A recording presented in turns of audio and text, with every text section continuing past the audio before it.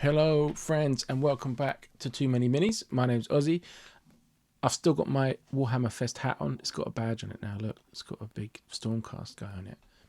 For the Fest, day 2, and they've announced more stuff. And let's have a look at it. First up is Cities of Sigmar for AOS. These are called the Free Guild Cavaliers. They're kind of heavy cav, and they look brilliant to me.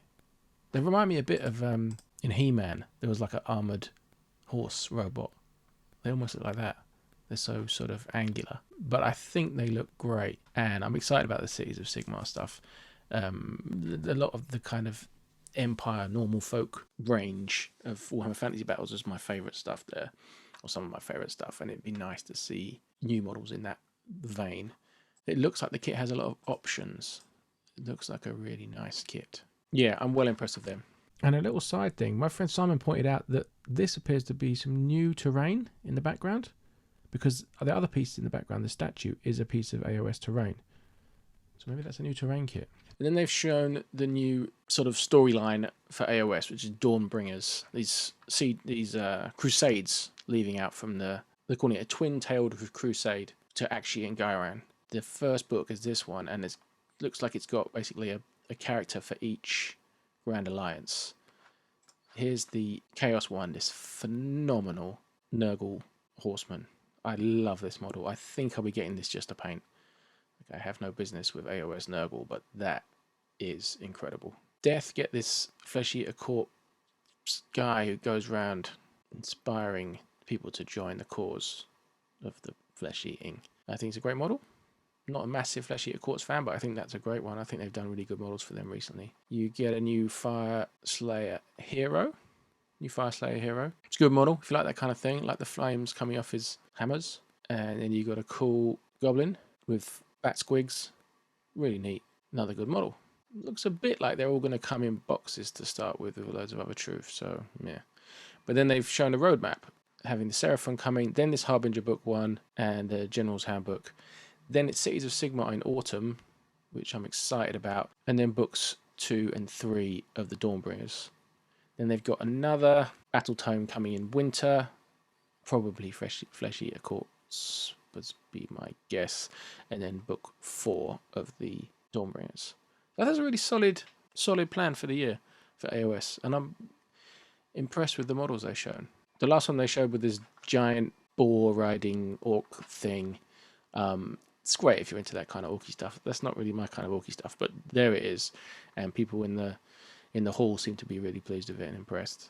I like its mouth. That's cool. Not really my bag, but like I said, solid range for AOS for this year. Then we got to the Old World reveal, and we didn't get a lot, but I did like what we saw. We saw a Tomb King hero model that looks excellent. Very much faithful to the old models, but really modern and great looking. And they showed a Bretonnian paladin on foot. And they said he was resin.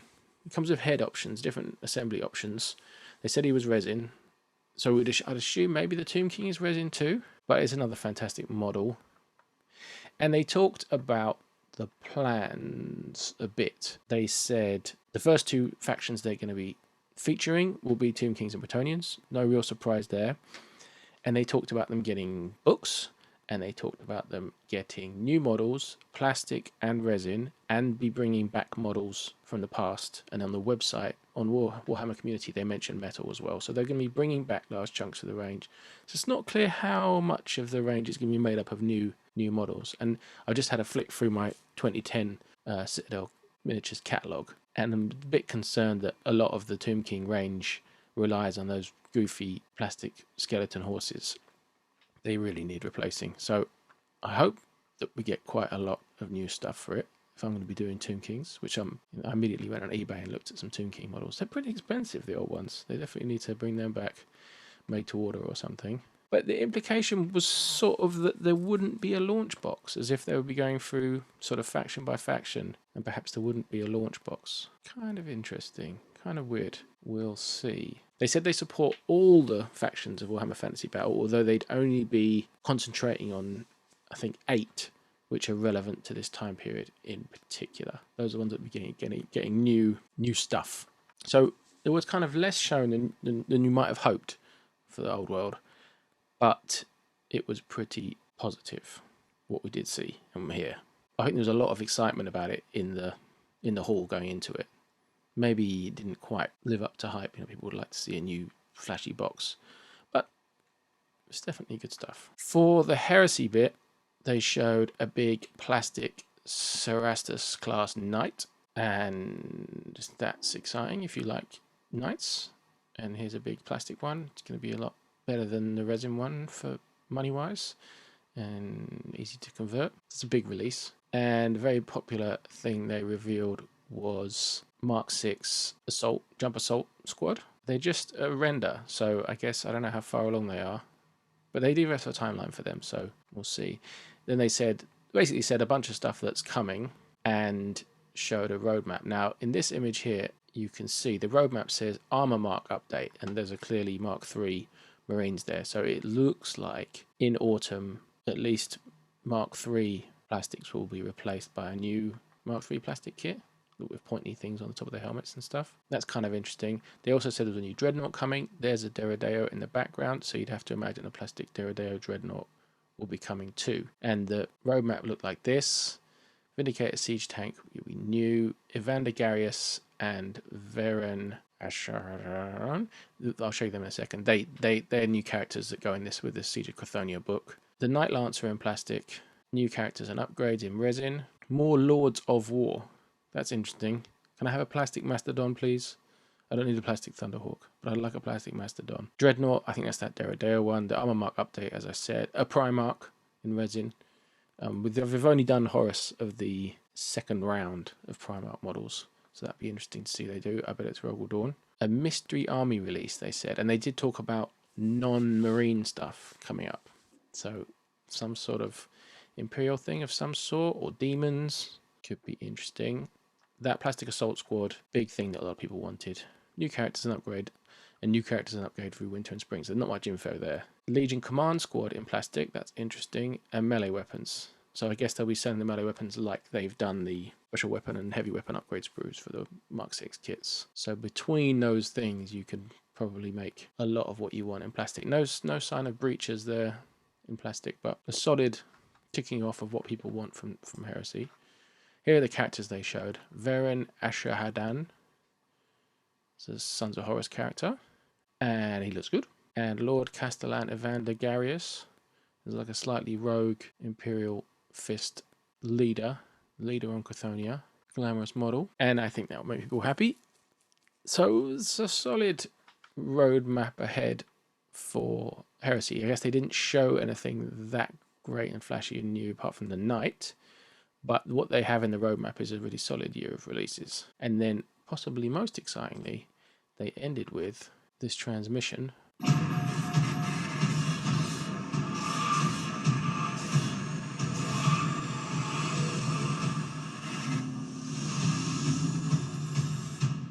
Which screams epic Horus Heresy to me. And sure enough, when that video went up on YouTube, the title of the video was Battle on a New Scale. And I think that confirms a couple of things for me. It confirms that it's epic, and it confirms that it will be 8mm, like Titanicus and Aeronautica Imperialis, not 6mm like Epic was 20 years ago, 25 years ago. So that's kind of exciting to me. I swore if these rumors of Epic were true, but it was just Horus Heresy, just Marines, I wouldn't do it because I've got enough Marines and I don't need to do more, right? But I'm going to be really tempted, I think, because I just like the little dinky models. I think, with something like, the reason why something like a Knight doesn't appeal to me is because it's so big. I like miniatures. I like mini stuff. And Epic is really mini. Obviously, I could see myself getting excited. I just have to think of, okay, what Legion would it be? What color scheme would I go with? And do it in a small way. Just be like, okay, I'll get the core box and do that. The temptation, because I've done the Aeronautica Imperialis as Emperor's Children, would be to do more of that, so I could use them. Assuming the spaceships, the flyers, get merged in, but they totally will. If you can see from that image that there's a Titan with the Titanicus logo on it, a Titan moving on the screen. So yeah, I think that's confirming that they're folding in at least Titanicus, and they will fold in Aeronautica. It just makes sense. So I'd be excited for it. I think it's really fun to do things at different scales. If anything, it makes me wish I kind of hadn't got a load of Heresy stuff in full size last year. But it's all good. Can't have too many minis. It's all good. I'll cope with them. The models are fantastic. Again, good showing from AOS with a good roadmap for the year ahead. A little bit thin on information for the old world, but we've seen solid models for the first time, and I am excited about it. And I think a lot of people are excited about it. But I really would like a solid new range for it rather than just here's one model new and get a load of old stuff, because some of the old stuff holds up and some of it absolutely doesn't for me. Heresy is a pretty solid looking year, although I'm not that excited about that much of it. We'll see what this extra Lord of War is. I'm not personally that excited about it, but it looks like a lot of stuff people wanted. And then Epic, that could be big for me. Like if they start Heresy and then expand it into 40k and bring in Xenos factions, I could be really into that. Orcs or Tau, be really good. So yeah, I think let me know what you think. I think it's a pretty exciting day of stuff, and just the way that the Warhammer Fest seems to be working now, is it really is setting the stall out for the year for all these ranges, except Middle Earth. That is a really healthy thing, and it reminds me of other fandoms and things, you know, your Marvels and your Star Wars and your video games, where they have E3 and stuff, and things sort of get hyped up for the year and you get a sense of what you've got to look forward to for the year. I think this is really good. I think this is a really good festival of Games Workshop minis, and I'm digging it so far. There's a Kill Team reveal tomorrow. We'll see what that is. I don't know what to expect. We're creeping ever closer to that 1,000 subscribers mark. Let's do that. Please subscribe so we can get to that, and I'll do a giveaway. And thanks for tuning in. I appreciate it. I'll see you next time. Bye.